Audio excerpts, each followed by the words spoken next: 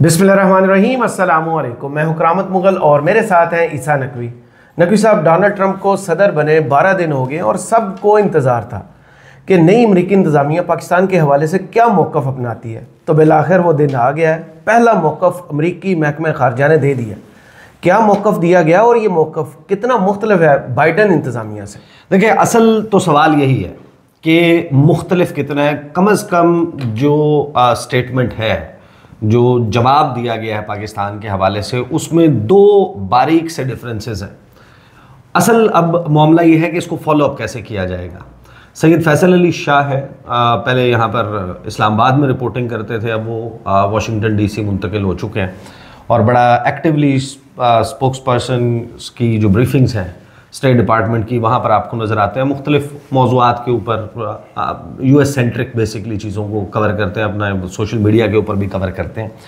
उन्होंने एक सवाल इन राइटिंग भिजवा दिया 2-3 दिन पहले पाकिस्तान के हवाले से, और वो सिर्फ पाकिस्तान में आज़ादी इज़हार राय या मीडिया के हवाले से नहीं था, बल्कि उसमें एक पोर्शन जो है स्पेसिफिकली वो पाकिस्तान तहरीक इंसाफ के हवाले से भी था। सही।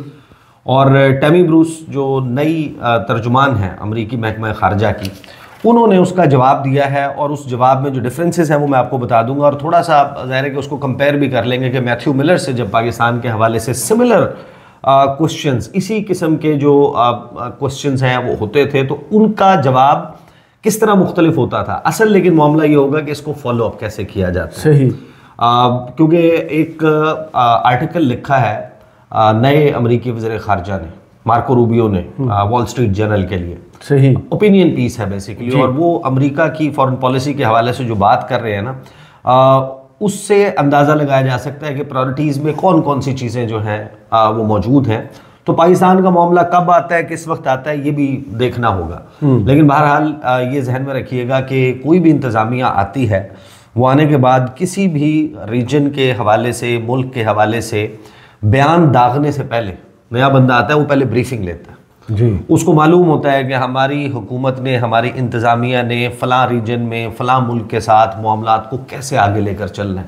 तो ये डिफरेंस अगरचे बड़ा मान्यूट सा डिफरेंस है जो तहरीक इंसाफ के हवाले से या पाकिस्तान के हवाले से बयान दिया गया, लेकिन ये मैटर करेगा कि आगे चलकर इस पर क्या डेवलपमेंट होती है। अब दो तीन चीज़ें ज़रा मैं आपको पहले आगाज़ में बता दूँ कि मैथ्यू मिलर से जब सवाल होता था तहरीक इंसाफ के हवाले से, इमरान खान के हवाले से, इमरान खान के स्पेसिफिकली केसेस के हवाले से, तो हमेशा जो स्टेटमेंट या पाकिस्तान में मीडिया के हवाले से, दीगर मामलात के हवाले से जब भी सवाल हुआ, एक जनरलाइज्ड सी स्टेटमेंट होती थी, स्पेसिफिक्स नहीं थे, इंडिविजुअल्स के नाम मौजूद नहीं होते थे, पॉलिसी के ऊपर बयान रखा जाता था। सही। और 2-4 चीज़ें बड़े पैटर्न के साथ कही जाती थी। वो जब भी पाकिस्तान के हवाले से सवाल होता था, पाकिस्तान स्पेसिफिक सवाल था, लेकिन क्योंकि उस पर, फॉर एग्जांपल जमहूरियत पर, उनकी पूरी दुनिया के लिए एक जो है वो गिवन प्रिंसिपल्ड पोजीशन है। वो असूली मौक़िफ़ ये है कि हम जमहूरियत के हामी हैं, जमहूरियत के साथ हैं, जमहूरियत के दाई हैं, और हम चाहते हैं कि जमहूरियत हो। हम चाहते हैं कि जो वोट है उसका काउंट जेनेरिक जो है वो साफ और शफाफ तरीके से हो। फिर इसी तरीके से ह्यूमन राइट्स के हवाले से, तो जब भी सवाल होता था ना, तो वो दुनिया के हवाले से अपनी पॉलिसी बताते थे। सही। और फिर आगे से कहते थे इंक्लूडिंग पाकिस्तान, जी, कि हमारी दुनिया के हवाले से भी ये पॉलिसी है और उसमें पाकिस्तान भी शामिल है। एक तो ये होता था। दूसरा, जब स्पेसिफिकली तहरीक इंसाफ के मामलात पर या यहाँ पर क्रैकडाउन के हवाले से या फ्रीडम ऑफ एसोसिएशन के हवाले से जब सवाल होता था, तो फिर वो उसके ऊपर जो है वो कुछ चीज़ें बड़ी बारीक से कहा करते थे कि it's for the Pakistani courts to decide, जी, कि ये मामलात पाकिस्तान की अदालतों में, और पाकिस्तान की अदालतों ने इन चीज़ों को डिसाइड करना है। तो हमारा it's not for me to comment on the internal legal processes, judicial processes in Pakistan, कि मुदाखलत नहीं करते हम कानूनी मामलात में पाकिस्तान। इस किस्म का मौक़िफ़ जो है वो मैथ्यू मिलर की तरफ से आता था। अब जो सवाल उनसे हुआ है वो मैं आपके सामने सवाल भी रख देता हूँ, जवाब भी, और फिर उसमें डिफरेंस देख लेंगे कि बाइडन इंतज़ामिया से, मैथ्यू मिलर से, टैमी ब्रूस जो है उनका जवाब किस कदर मुख्तलिफ है। सही। सवाल था जो फैसल अली शाह ने उनको भेजा कि my question is with the अच्छा, ये ब्रीफिंग में नहीं हुआ सवाल, अभी जो ऑन द रिकॉर्ड ब्रीफिंग है वो एक ही हुई है, वो मार्को रूबियो के फर्स्ट विजिट के हवाले से हुई है। तो जो सवाल है वो ईमेल पर भेजा गया और लिखा हुआ ही ईमेल के ऊपर जवाब आया। सवाल था कि जी with the implementation of this newly amended act to regulate social media in Pakistan, journalists and common citizens fear that the little remaining freedom of speech will be taken away by the government of Pakistan. हाँ, कि ये जो नया कानून social media को regulate करने के लिए पाकिस्तान में बनाया गया है, उस पर सहाफ़ी और आम शहरी इस खौफ का इजहार कर रहे हैं कि जो थोड़ी बहुत आज़ादी इजहार राय बची थी वो भी हुकूमत पाकिस्तान छीनने जा रही है।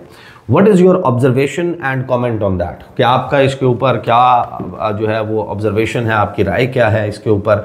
Given the crackdowns on political parties and the targeting of journalists, Pakistan's record on free speech is already endangered. ये था कुल मिला के सवाल।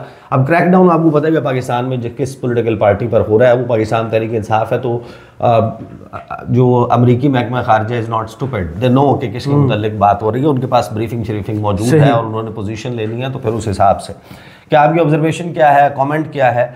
जो क्रैकडाउन हो रहे हैं पॉलिटिकल पार्टीज़ पे, जर्नलिस्ट को टारगेट किया जा रहा है, पाकिस्तान का जो रिकॉर्ड है फ्री स्पीच के ऊपर, वो तो ऑलरेडी जो है उसमें बड़े खतरात जो है उसके ऊपर मंडलाते रहते हैं। उसके ऊपर उन्होंने जवाब दिया कि we are concerned by any restrictions on the exercise of the freedoms of expression and association including for members of the media। सही कि हमें तहफ़्फ़ुज़ात हैं, जो पाबंदियां हैं फ्रीडम ऑफ एक्सप्रेशन पर और एसोसिएशन पर। ये स्पेसिफिक एसोसिएशन वाला मामला है कि तहरीक इंसाफ, कि आप किस जमात से वाबस्ता होना चाहते हैं, आप किससे ज़हनी तौर पर एसोसिएटेड फील करते हैं, किस जमात को आप समझते हैं कि आपने इसको वोट देना है या इसको फॉलो करना है या इसके जलसों में शिरकत करनी है या इसके टिकट पे इलेक्शन लड़ना है। ये आज़ादी पाकिस्तान का आइन भी देता है, पाकिस्तान के आइन में ये आज़ादी मौजूद है, लेकिन वोट का हक इसीलिए रखा हाँ, वो नहीं कहता पाकिस्तान का आइन कि आप प्रपोजर्स और सेकेंडर्स को उठा लें, तजवीज़ कुनिंदा ताइद कुनिंदा को आप उनके पेपर छीन लें, हाँ नॉमिनेशन पेपर्स हैं वो छीन लें, या आप उनसे इंतखाबी निशान छीन लें, या आप उनको वोटिंग से रोकने के लिए इंटरनेट बंद कर दें उस दिन।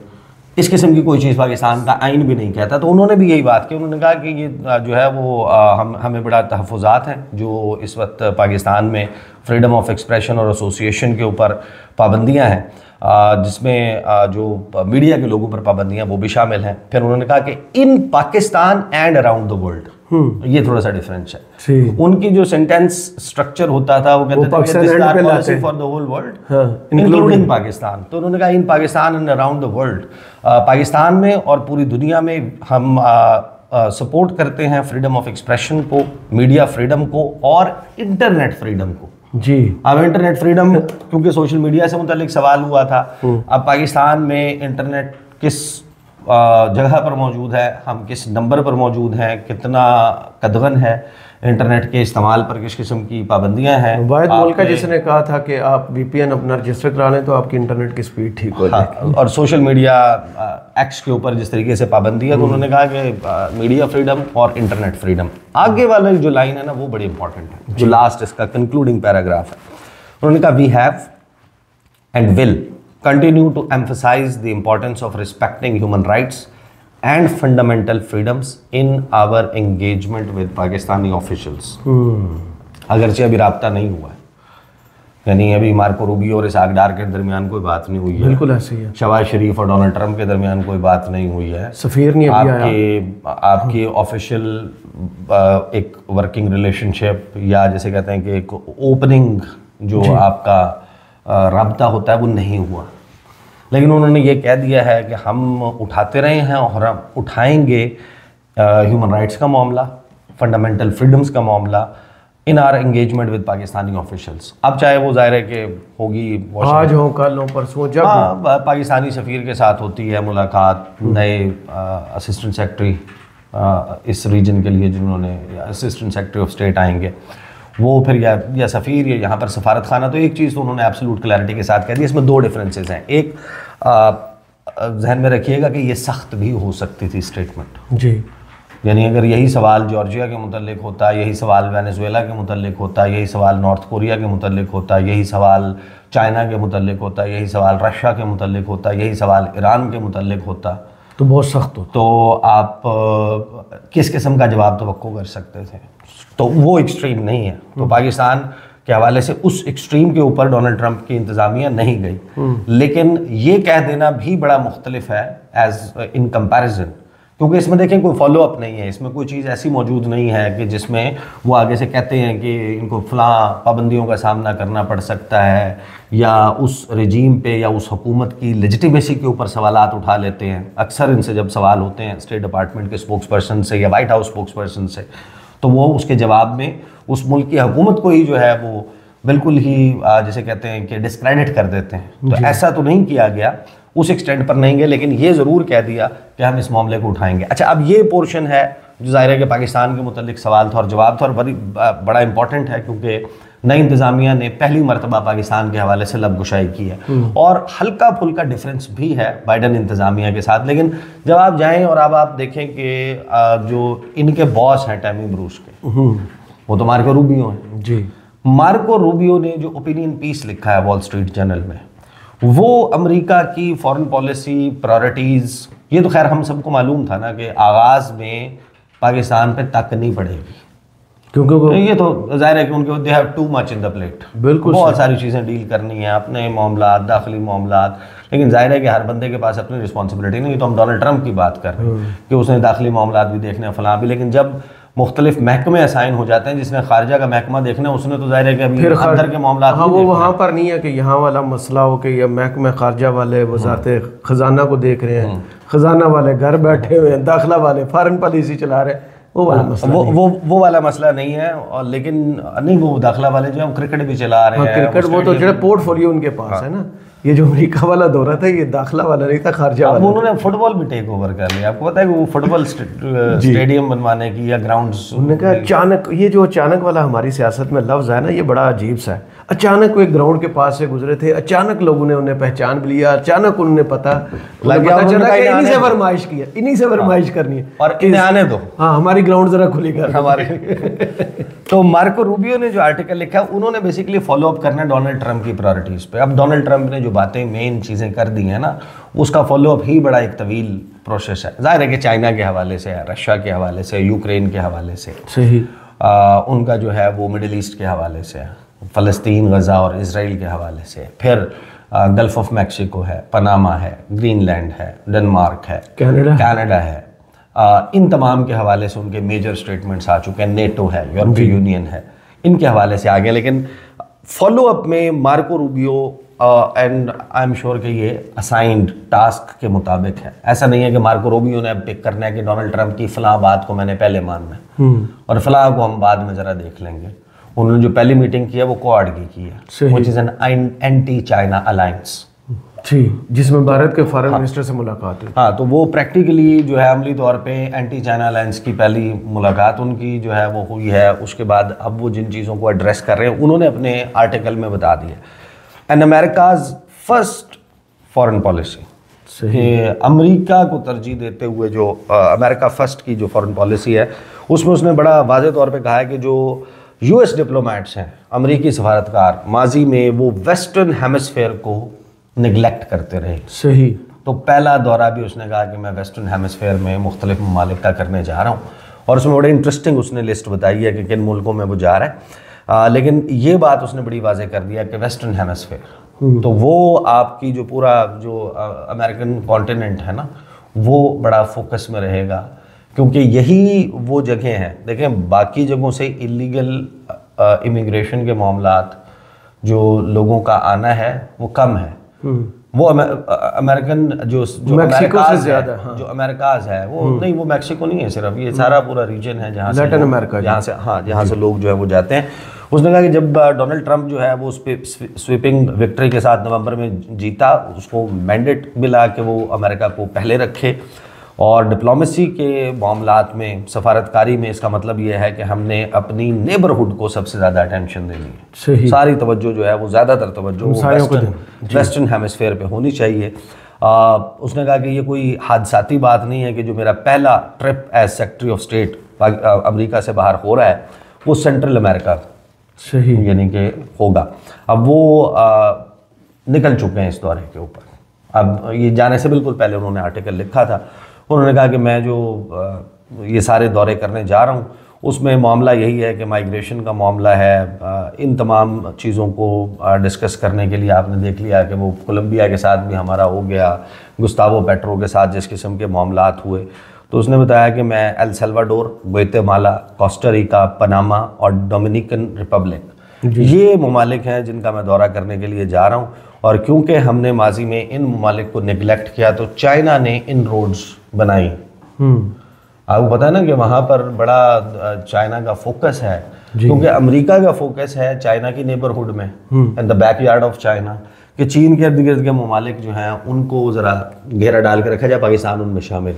हम जिस चीज़ों से गुजर रहे हैं ना, ये बेसिकली एक जो बड़ी आलमी लड़ाई है उसके भी बहुत सारी चीज़ें पाकिस्तान में है। प्रॉक्सी बैटल ग्राउंड पर से आप कह सकते हैं कि इसमें बहुत सारी ऐसी चीज़ें हैं जो आलमी ताकतों की एक टग ऑफ वॉर, एक रस्साकशी पाकिस्तान में मौजूद है। तो इसने तो वाज़े कर दिया कि वो रिकैप्चर करना चाहते हैं वो ग्राउंड जो कि चाइना ने इनकी निगलेक्ट करने की वजह से कैप्चर किया, नज़रअंदाज करने की वजह से जो इन्होंने कैप्चर किया था। तो टग ऑफ वॉर तो बड़ी वाज़े है।